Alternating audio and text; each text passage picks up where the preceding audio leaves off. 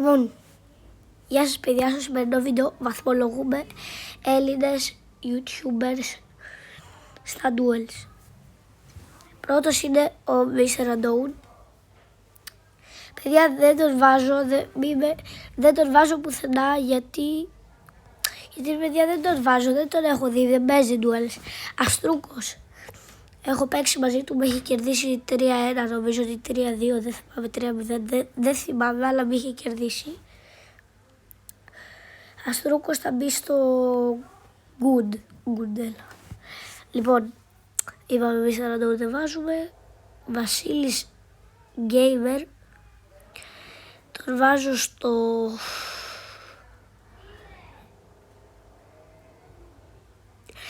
Δεν ξέρω καν τον Βασίλης Gamer, δεν τον ξέρω καν. Κούλης, εντάξει, αυτό δεν τον ξέρω, εντάξει. Τον Κούλης τον ξέρουμε όλοι. Good. Ο Drex, ο Drex πάει στο mid.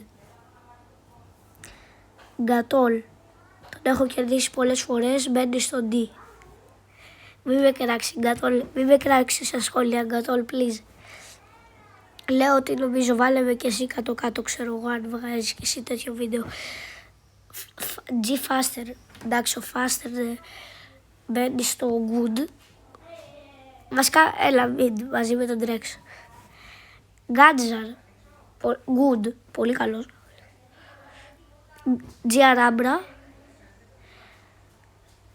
στο mid. Sailor Bad, sorry hate. Cost μπαίνει στο mid.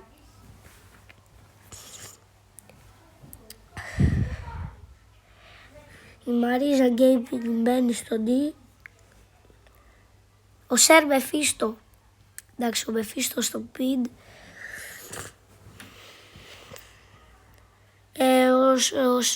Πώς το λένε αυτόν, κάπως Σάρκας, δεν θυμάμαι. Λοιπόν, μπαίνει στο, τον έχω δει όμως πολλές φορές.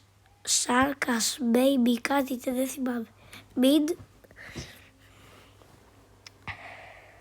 Μότιον Rat μπαίνει στο mid.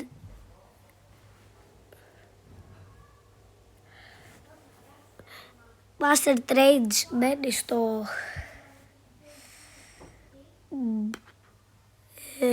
τι να βάλω τώρα. Master Trades.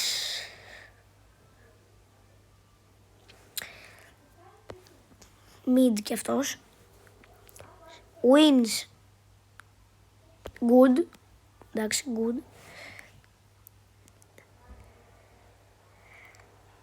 Ο Λόρις μπαίνει στο bad. Έλα, Ασβέστης μπαίνει 1000% good.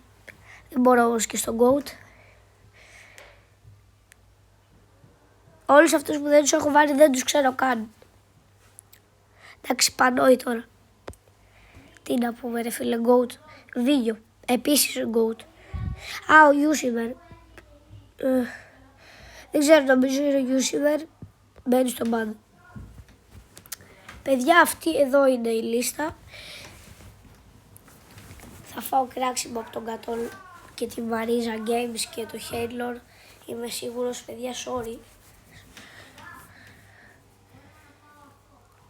Ελπίζω να μην φάω πολλά κραξίματα. Bye.